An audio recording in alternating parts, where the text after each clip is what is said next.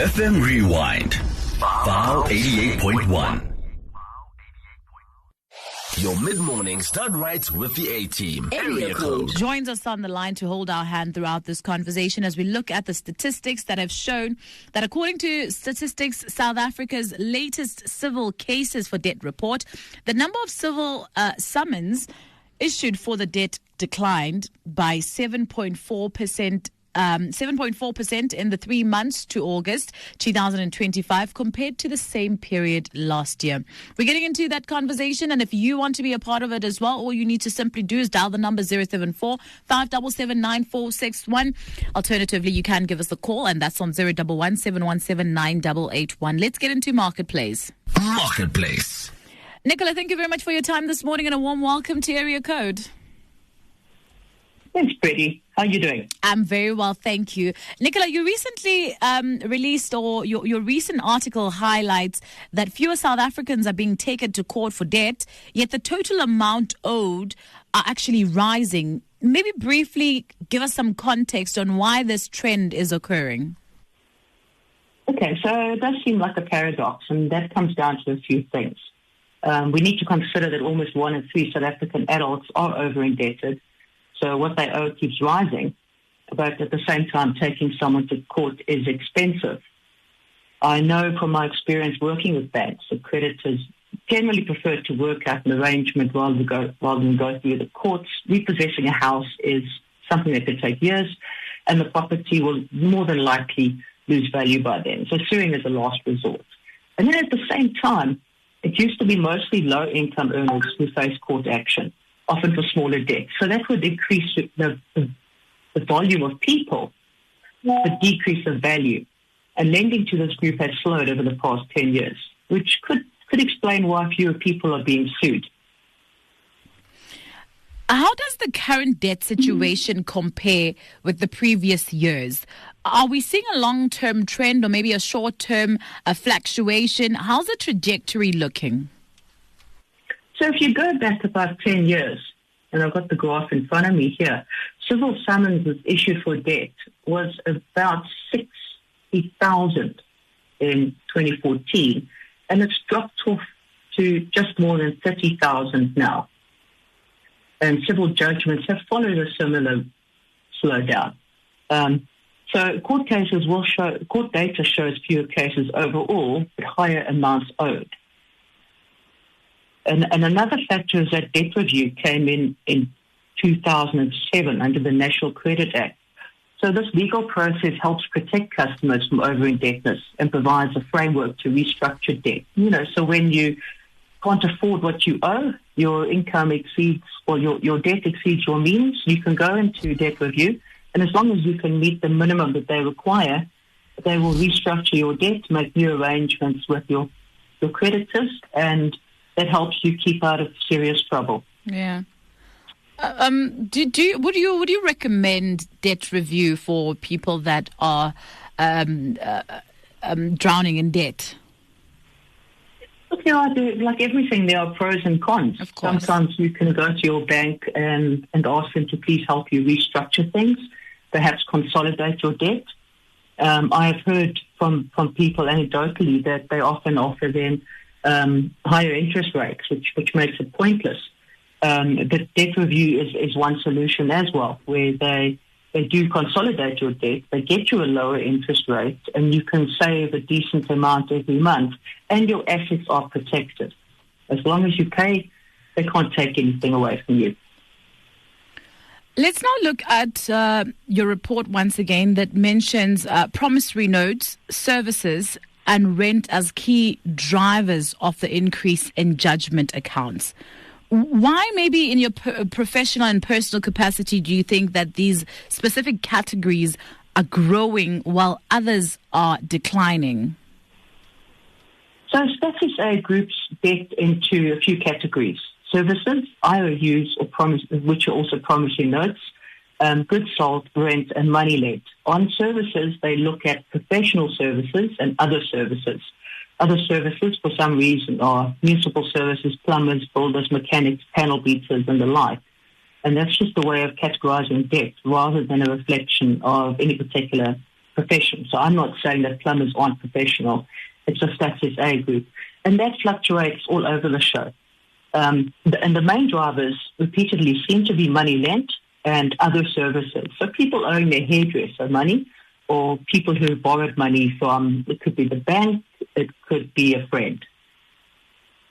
I think that's quite interesting. Are there particular sectors or maybe demographics that are more affected by these increases?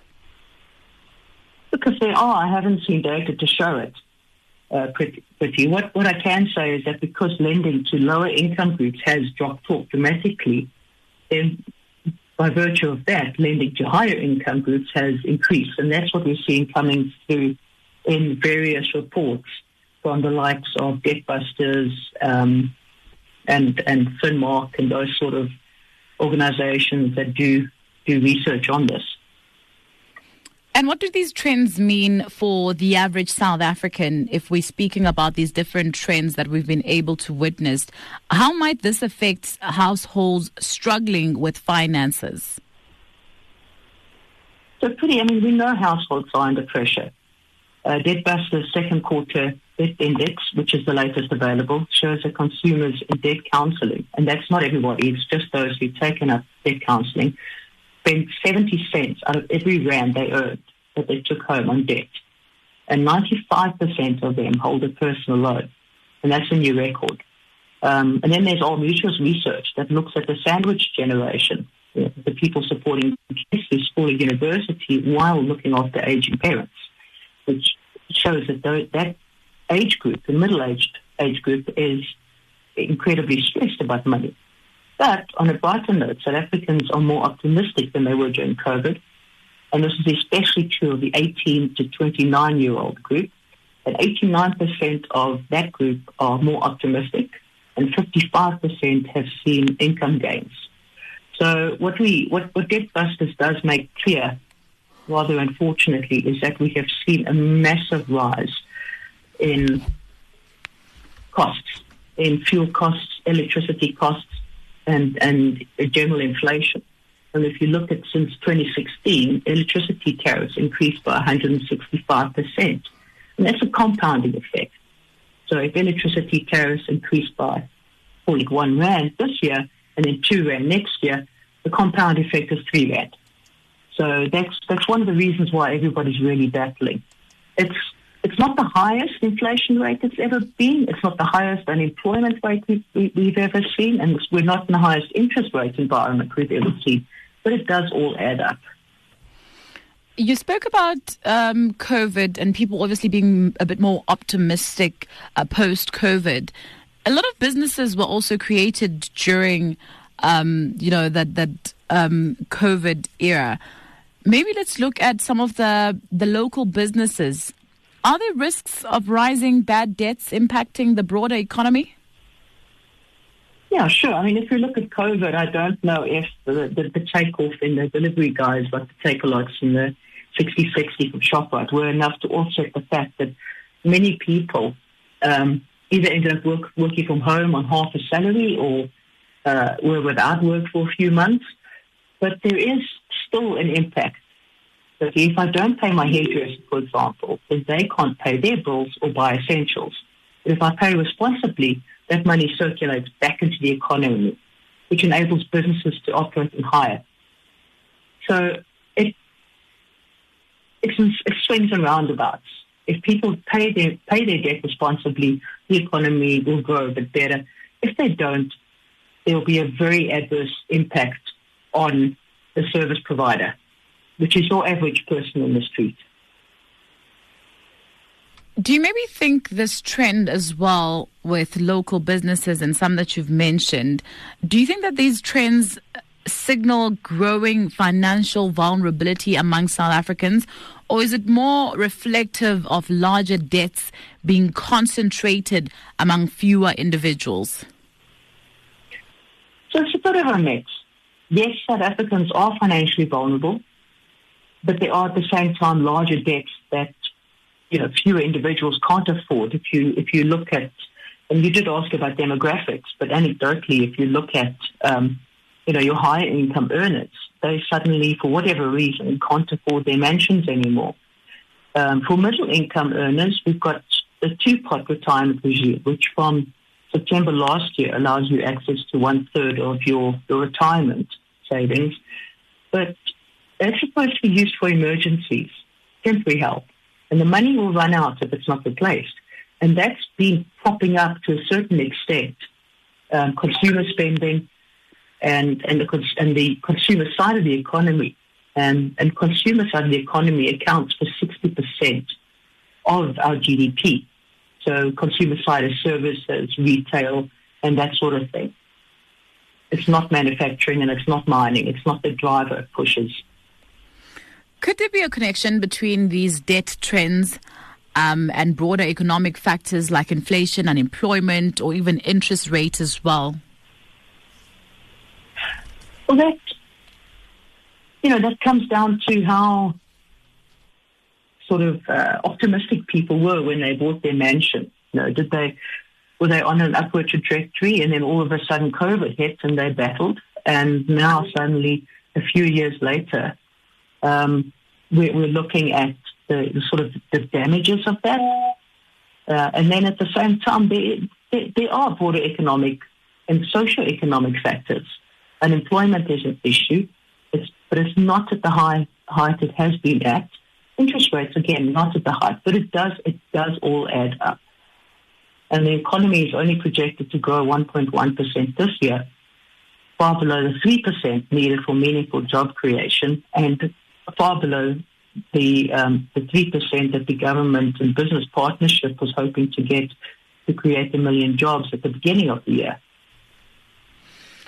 Let's now conclude some of the data that you analyzed. Based on the data that you analyzed, as well as obviously coming from a professional capacity, what advice would you then give to South Africans to manage debt and to avoid court judgments? I think you've already touched on it to say that should we pay our debts well enough, it could reflect in terms of where we stand as South Africa on a financial radar. Absolutely. A lot of the writing I've done for personal finance brings through quite a few things, So, for example, don't buy on credit unless it's really essential. If you think you want to buy something on your credit card, give yourself 24 hours to think it over. Even for impulse purchases, go home and ponder whether you really need that new couch. And then set up a dedicated debit order to save around 15% of your income for emergencies. What that will do is it helps you live without that money because it's just not there. So you don't see it as being available. And then it's available for rainy days, if your fridge breaks, if your car breaks.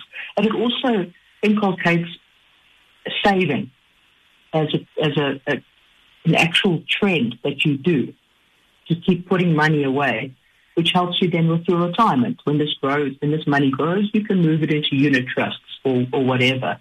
And then as you grow in your career, yes, put away money for retirement. Black Friday is coming up. I thought I'd squeeze this in. A lot of people are going to be spinning because obviously it seems and it looks like it's a winning time for many people. 13 checks are going to be signed as well. Let's bring in some advice as well for them financially to bring themselves towards themselves and really look at it on a very practical level. Okay, so yes, we want to spoil ourselves when our 13th check comes in, and there's absolutely nothing wrong with that. Go and spend a little bit of cash on yourself. Spoil yourself. You deserve it. But don't spend it all. Prioritize. What else do you have to fund? Textbooks, unfortunately, school uniforms.